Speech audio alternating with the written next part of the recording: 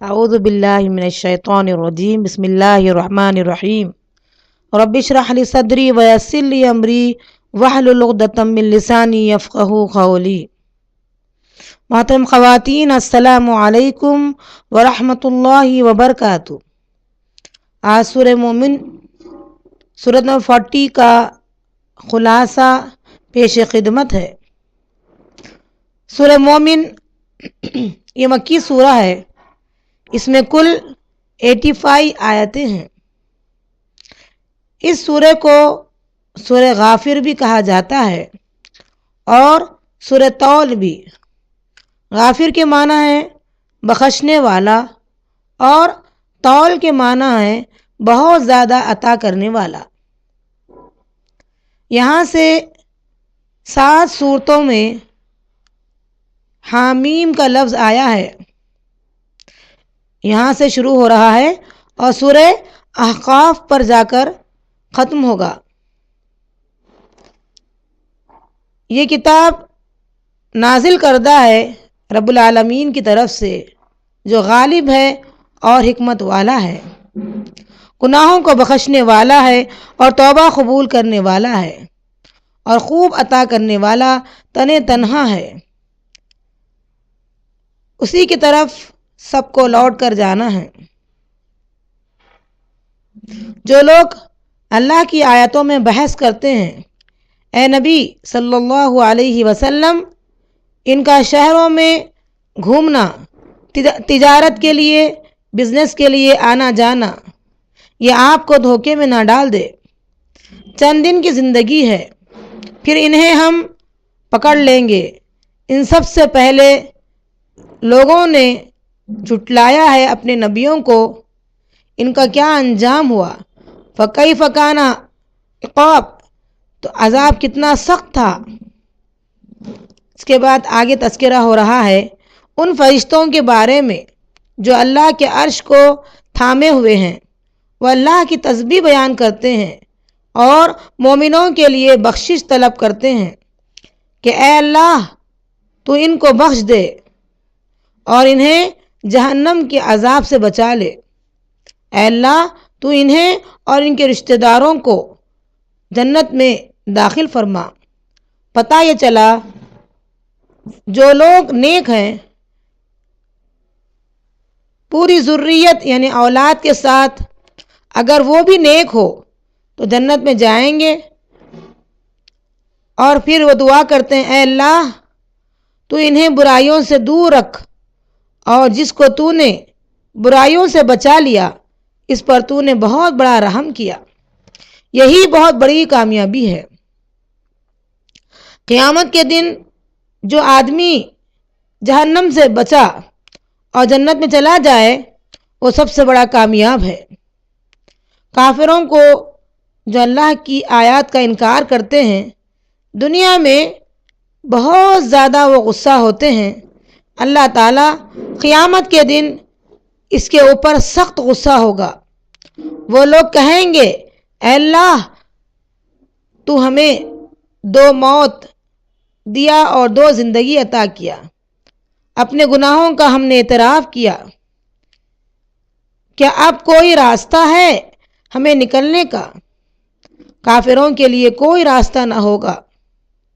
یہاں 2 موت سے مراد ہے، نطفے کی شکل میں باپ کے پیٹ میں تھے، اور دوسری موت سے مراد جب آدمی کی زندگی ختم ہو جاتی ہے، وفات پا جاتا ہے تو وہ موت ہے۔ 2 زندگی سے کیا مراد ہے؟ ایک زندگی وہ جب آدمی پیدا ہوتا ہے اور مرنے کے وقت تک، دوسری زندگی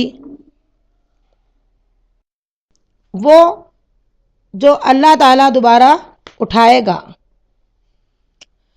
وہ عرش والا ہے، بلند درجے والا، وہی اللہ جو وہی اتارتا ہے اپنے بندوں میں سے جس پر چاہے، تاکہ وہ رسول لوگوں کو ملاقات کے دن سے ڈرائیں۔ وہ دن قیامت کا دن ہے۔ اس دن ظالموں کا کوئی مددگار اور سفارشی نہ ہوگا۔ قیامت کا منظر پیش کیا جا رہا ہے۔ لمن الملک اليوم للہ الواحد القہار۔ اس دن اللہ پکارے گا آج کے دن کس کی بادشاہت ہے؟ تنے تنہا ایک اللہ کی۔ بخاری کی حدیث ہے، کتاب نمبر 65، حدیث نمبر 4812 میں اللہ تعالیٰ زمین کو مٹھی میں پکڑ لے گا، آسمانوں کو اپنے دائیں ہاتھ میں لپٹ لے گا، کہے گا میں بادشاہ ہوں، کہاں ہے دنیاوی بادشاہ؟ آواز گونجے گی، لمن الملک اليوم، آج کس کی بادشاہت ہے؟ اللہ کی ذات خود جواب دے گی، للہ الواحد القہار، آج ایک اس زبردست رب کی بادشاہت ہے۔ آگے بتایا جا رہا ہے اللہ کی ذات تو وہ ہے کہ وہ آنکھوں کی خیانت کو اور دل میں چھپی ہوئی چیزیں جانتا ہے۔ آدمی نے پلک جھپکنے کی حرکت کو جانتا ہے، دلوں کی باتوں کو اس وقت تک اللہ رب العالمین اس چیز کا مواخذہ نہیں کرے گا، پکڑے گا نہیں، جب تک کہ وہ گناہ کر نہ بیٹھے۔ ہاں البتہ اللہ ہر چیز کو بخوبی جانتا ہے، پکڑے گا کب؟ جب وہ گناہ کرے یا کچھ بات کہنے پر یا کرنے پر وہ اللہ مواخذہ کرے گا، صرف دل میں آنے تک، خیالات میں رکھنے تک اللہ کا مواخذہ یا پکڑ میں نہیں لائے گا۔ وہی چیز یہاں کہی جا رہی ہے کہ دل میں کیا چھپا ہے یہ تو جانتا ہے، لیکن دلوں کی باتوں کو اس وقت تک نہیں پکڑے گا جب تک کہ وہ کر نہ لے یا کہہ نہ لے۔ قیامت کے دن حق کے ساتھ فیصلہ کرے گا۔ اللہ مثال بیان کرتا ہے کہ پچھلی قوموں کو جا کر اگر ہم دیکھیں، وہ لوگ طاقتور تھے، لیکن جب اللہ کا عذاب آیا تو کوئی چیز انہیں بچا نہ سکی۔ یہاں مثال دی جا رہی ہے کہ ہم نے موسیٰ علیہ السلام اور ہارون علیہ السلام کو اپنی واضح نشانی کے ساتھ بھیجا فرعون کی طرف، حامان اور قارون کی طرف۔ ان لوگوں نے کہا یہ جھوٹا جادوگر ہے۔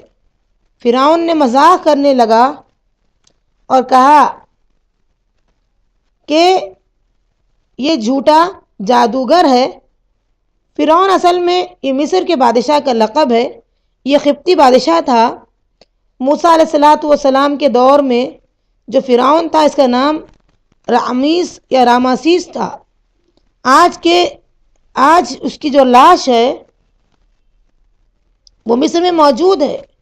لوگ جائیں اور اس کو دیکھیں کہ اس نے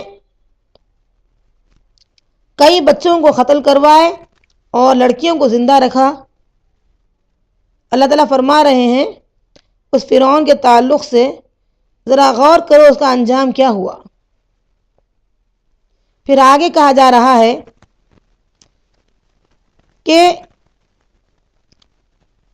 چھوڑو مجھے، میں موسیٰ کو قتل کر دوں۔ وہ اپنے رب کو پکارے گا،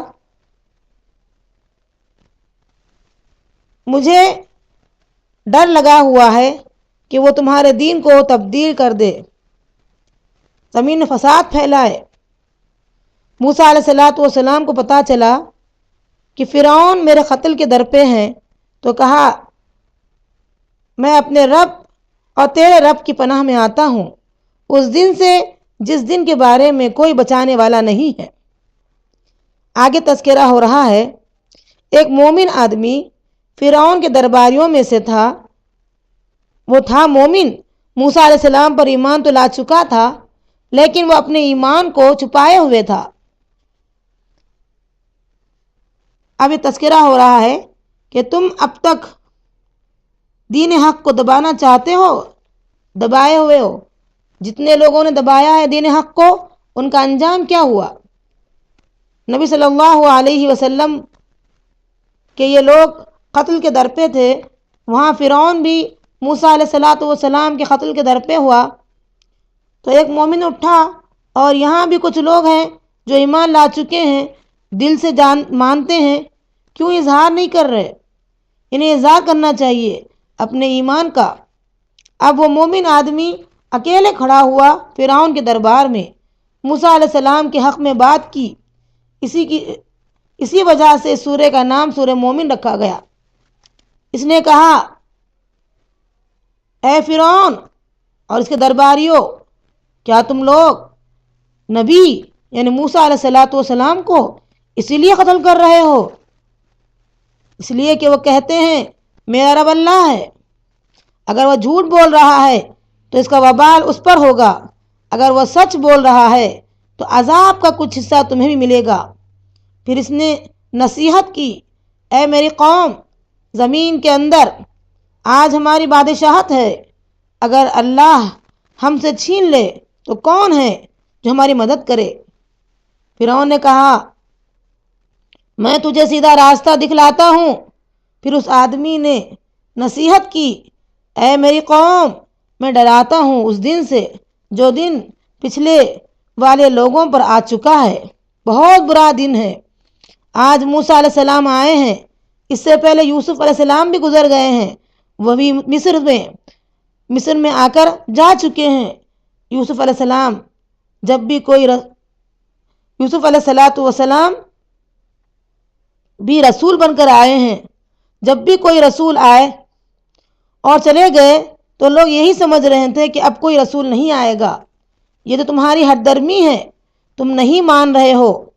آگے تذکرہ ہو رہا ہے فرعون کا۔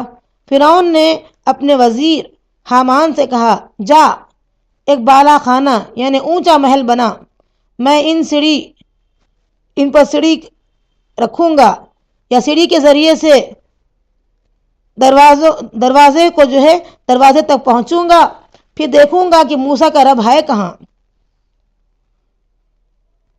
شیطان نے اس کے عمل کو اچھا کر کے پیش کیا، شیطان نے بھٹکایا اور فرعون کی تدبیر بیکار رہی، اللہ نے اسے غرق کر دیا یعنی ڈبو دیا۔ اب تذکرہ ہو رہا ہے آگے وہی مومن کا جو نصیحت کر رہا ہے، اے میری قوم، میں سیدھے راستے کی طرف بلا رہا ہوں، میں تمہیں نجات کی طرف بلا رہا ہوں اور تم مجھے جہنم کی طرف بلا رہے ہو۔ تم دعوت دے رہے ہو کہ میں اللہ کے ساتھ کفر کروں۔ پھر آگے کہا، تم ضرور یاد کرو گے جو میں نے تمہیں بتلایا ہے، اور پھر میرا معاملہ اپنا اللہ کے سپرد کرتا ہوں۔ اس واقعے سے یہ بتانا مقصود ہے کہ جو لوگ اپنے ایمان کو چھپائے ہوئے ہیں، انہیں چاہیے کہ اب لوگوں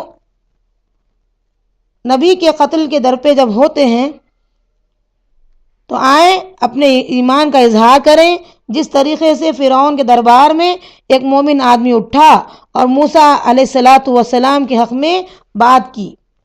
کیوں ایمان کو چھپا رہے ہو؟ ایمان کا اظہار کرو، اللہ کو ماننے کا اعلان کرو۔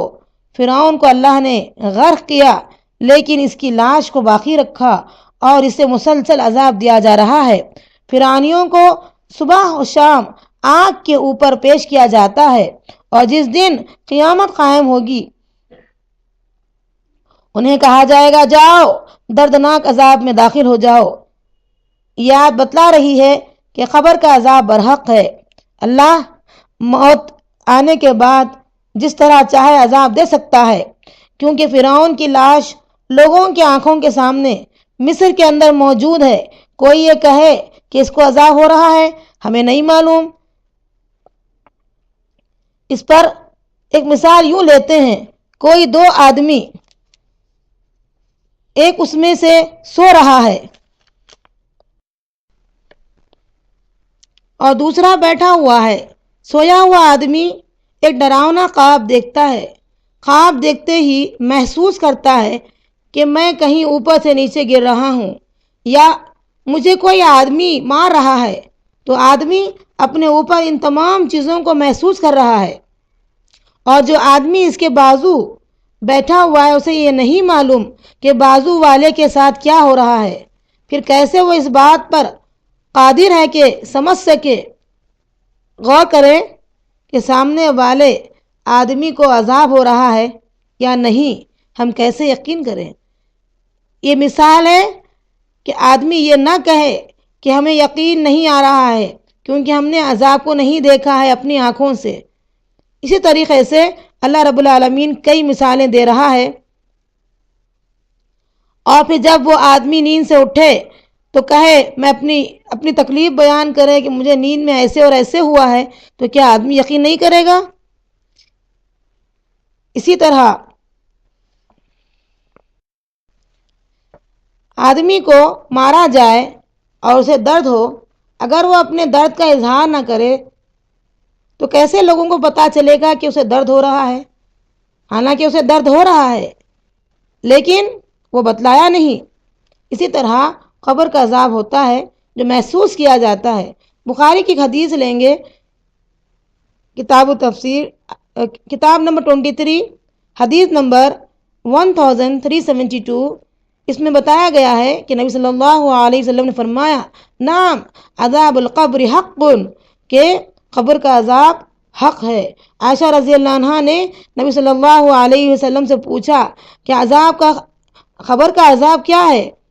کیا واقعی عذاب قبر ہوتا ہے؟ تو کہا، ہاں، عذاب قبر حق ہے، عذاب قبر حق ہے۔ اور یہ آیت یعنی آیت نمبر 46 سے پتہ چلتا ہے کہ قبر کا عذاب بھی برحق ہے۔ آگے تذکرہ ہو رہا ہے قیامت کا۔ جہنمی لوگ کہیں گے جہنمی داروغے سے، آج اپنے رب سے دعا کرو کہ ہمارے عذاب کو کم کر دے۔ داروغہ کہیں گے، کیا تمہارے پاس کوئی رسول نہیں آئے تھے؟ کہیں گے، ہاں، کیوں نہیں، تو خود دعا کر لو۔ وہاں کافروں کی دعا کام نہیں آئے گی۔ نبی صلی اللہ علیہ وسلم کو تسلی دی جا رہی ہے کہ اے نبی صلی اللہ علیہ وسلم، آپ صبر کیجئے اور اللہ کی تسبیح بیان کیجئے۔ اس کے بعد آگے تذکرہ ہو رہا ہے، آسمان اور زمین کا پیدا کرنا یہ زیادہ مشکل ہے تمہارے پیدائش سے، لیکن اکثر لوگ نہیں جانتے۔ اس کے بعد یہ بتایا جا رہا ہے کہ قیامت ضرور قائم ہو کر رہے گی۔ لوگوں، مجھے ہی پکارو، میں تمہاری پکار کو سنوں گا۔ اسی لیے اللہ کو پکارنا چاہیے، اسی سے دعا مانگنی چاہیے، ورنہ اللہ ناراض ہوتا ہے۔ بندے کو چاہیے کہ وہ اسی سے مدد مانگے، اسی کو پکارے، اسی کو منوائے۔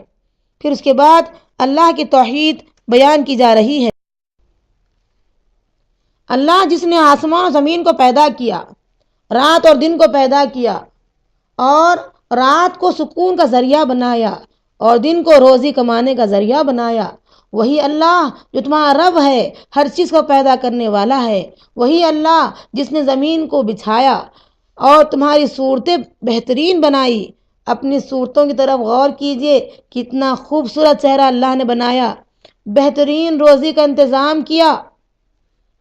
وہی اللہ تم کو مٹی سے بنایا، پھر نطفے سے، پھر علقہ سے، پھر بچے کی صورت میں نکالا، پھر جوان کیا، پھر بوڑھا کیا۔ غور کیوں نہیں کرتے؟ وہ کہتا ہے کن ہو جا تو وہ چیز ہو جاتی ہے۔ آگے اللہ تعالیٰ فرما رہے ہیں، ہم نے آپ کو اے نبی صلی اللہ علیہ وسلم بہت سے رسولوں کے قصے بیان کیے اور بہت سارے قصے بیان نہیں کیے۔ کوئی بھی رسول اللہ کی اجازت کے بغیر کوئی نشانی نہیں لاتا ہے۔ وہی اللہ جو تمہارے لیے چوپائے بنایا، جس پر تم سواری کرتے ہو، اس سے فائدے کی چیزیں حاصل کرتے ہو۔ تمہارے لیے ان تمام چیزوں میں فائدہ ہے۔ لوگوں کو چاہیے کہ غور کرے، گھومے پھرے، کیا انجام ہوا جھٹلانے والوں کا، حالانکہ وہ طاقت میں تم سے زیادہ تھے۔ جب عذاب کو سامنے دیکھا اور ایمان لائے تو اس وقت کا ایمان انہیں فائدہ نہیں دیا۔ یہ اللہ کا طریقہ ہے۔ گھاٹے میں ہیں وہ کافر لوگ جو انکاری ہیں، آج یہ لوگ جھگڑا کر رہے ہیں، اس سے پہلے بھی اے رسول صلی اللہ علیہ وسلم بہت سے رسولوں کو انہوں نے جھٹلایا ہے۔ سورہ مومن میں یہی بات آئی ہے کہ ان کے اعتراضات کے تمام جوابات دیے گئے اور ان کافروں کا انجام بتایا گیا، اور مومنوں کو کہا گیا کہ ایمان جب اظہار کرنا ہو تو کھل کر اظہار کرو۔ اللہ تعالیٰ آپ کو، ہم تمام کو ان تمام باتوں کو اچھی طرح سمجھنے، عمل کرنے اور لوگوں تک پہنچانے کی توفیق عطا فرما۔